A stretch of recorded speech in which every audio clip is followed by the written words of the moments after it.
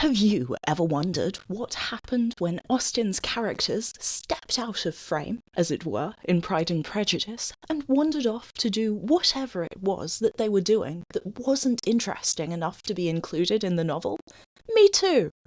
In this episode, we're going to find out what Lydia Bennet did when Jane Austen's pen was not scribing her part in Pride and Prejudice. Little spoiler. It turns out that Lydia had a much more magical time than we were led to believe by Jane Austen.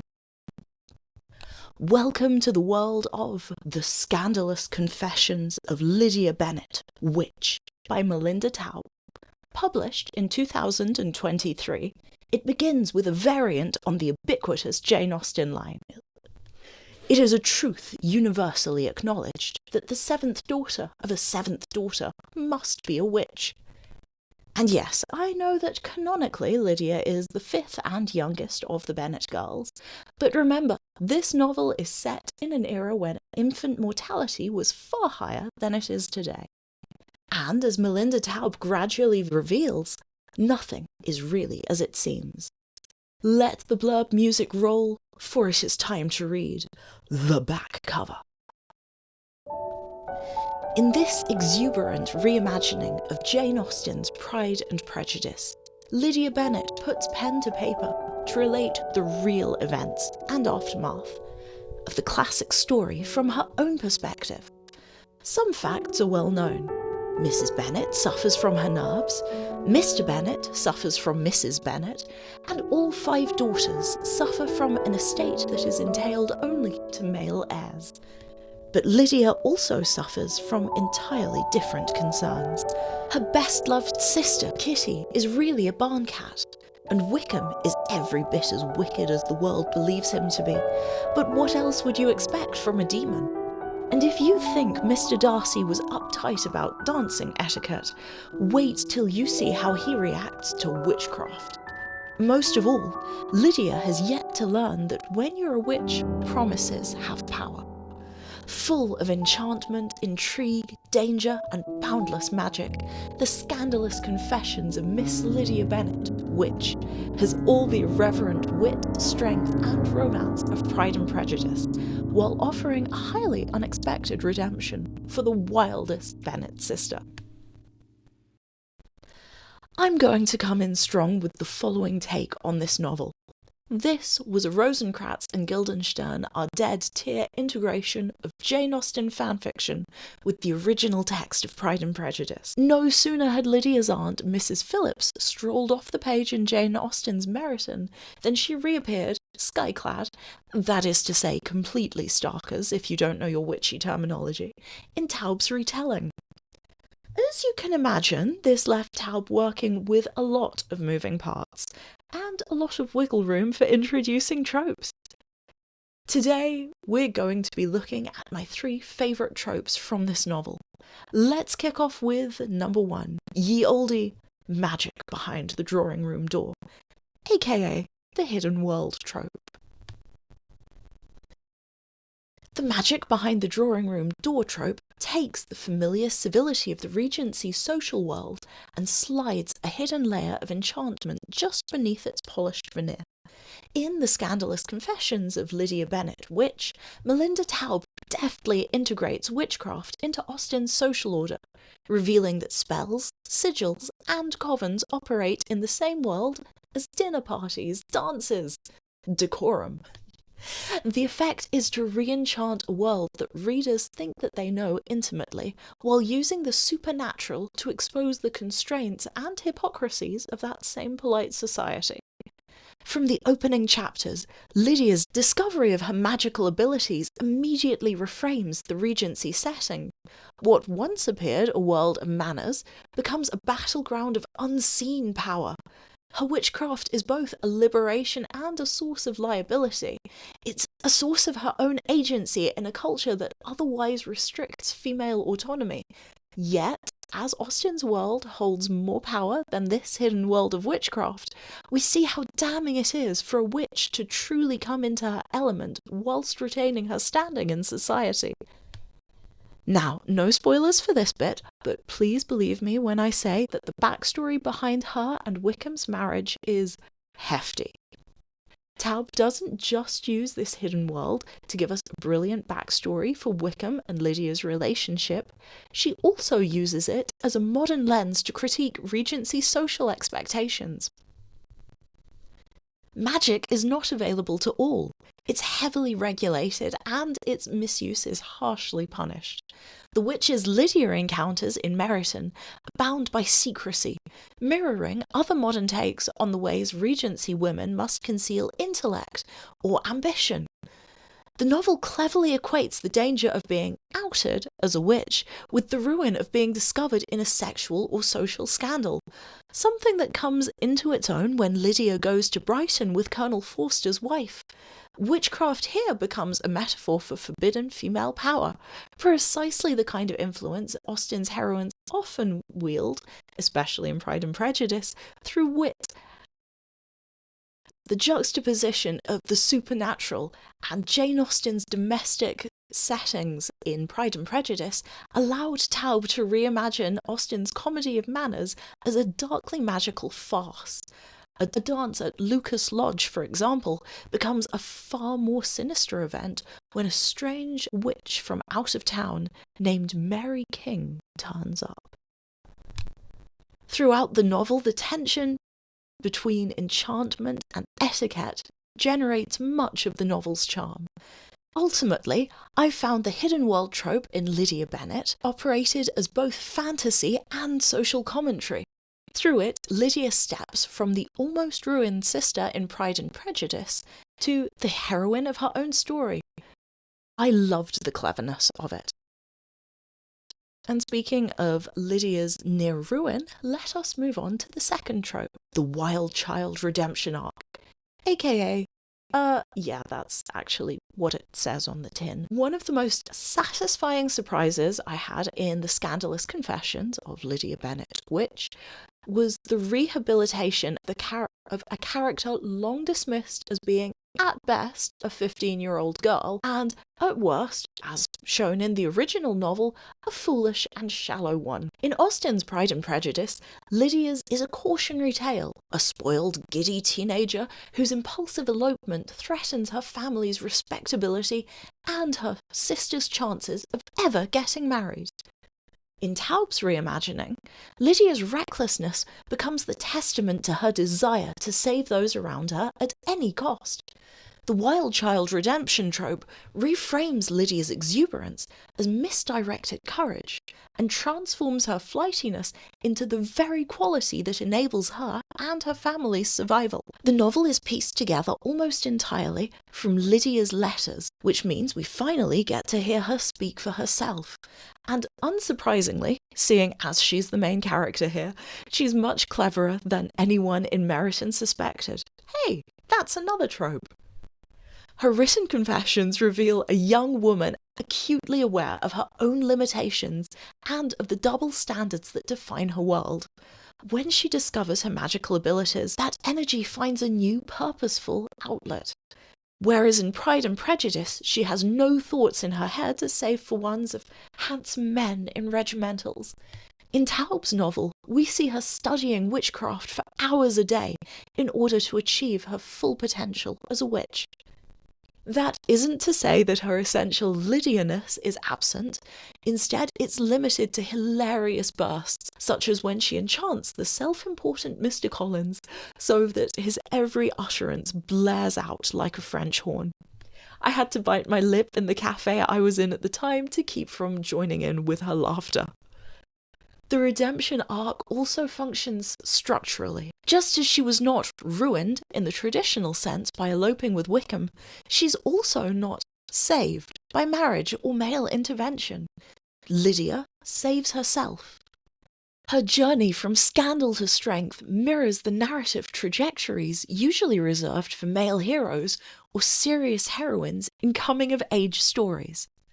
Importantly, Taub doesn't sanitize Lydia's flaws. She remains impulsive, a little vain, and occasionally thoughtless. But those traits are contextualized rather than condemned.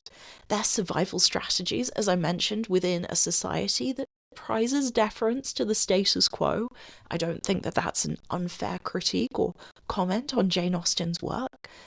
And through Lydia's eyes, we revisit the events of Pride and Prejudice from the ground up. Darcy's prejudice and Lizzie's wit appear less central than the suffocating realities of being a young, overlooked woman in a patriarchal household. Taub gives Lydia the chance to narrate her own downfall and her own recovery, emphasizing the redemptive power of storytelling itself. Her confessions through her letters are not magical in the typical witchy sense. They're restorative, by which I mean they attempt to restore and reclaim a voice long silenced by literary history. The wild child redemption trope, then, serves a dual purpose.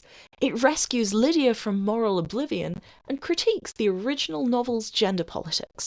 Her growth is not about learning decorum, but redefining female strength. Lydia becomes a heroine forged by scandal rather than ruined by it, as we see over the course of the novel. And by the end, Lydia's redemption feels earned and deeply feminist, a reminder that even Austen's most maligned characters deserve second chances. And, speaking of second chances, leads me on to our third and final trope.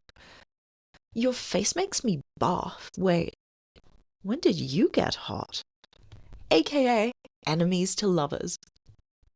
Few tropes delight readers as reliably as enemies to lovers, and Taub's decision to recast Wickham, one of literature's consummate scoundrels, as both literal demon and potential romantic partner is nothing short of audacious, or should I say, genius. This trope thrives on tension. In the scandalous confessions of Lydia Bennet Witch, that tension is magnified by supernatural stakes. From their first encounters, Lydia and Wickham clash, but as near equals. They're both charming, both deceptive, both aware that the perception of power is often drawn from performance and pretense. Their relationship oscillates between manipulation, fear, and this sort of fascination with one another whilst keeping the other at arm's length, which sounds very toxic now that I'm not knee-deep in the story. Wickham's demonic heritage and his father's attempts to, spoiler alert, destroy the world amplifies his danger, but also acts as a foil to Lydia's own character. Both she and Wickham are creatures who fall outside society's bounds and get punished for desiring freedom. Taub leans into the feminine gothic sensuality of their dynamic without romanticizing abuse or erasing Lydia's agency. Wickham's original villainies are never excused, but over time his connection with Lydia exposes his vulnerabilities. Their interactions are charged and straddle the line between flirtation and a literal magical sparring. Now, as trope connoisseurs like you surely know, the pleasure of this trope lies in watching hostility transform into reluctant warmth, respect, and from that respect, we finally make our way into love. But when it's not done right, it can feel a little flat, as anyone who's read Nisha Mina's Passion and Poppadoms and had the urge to headbutt the book can tell you.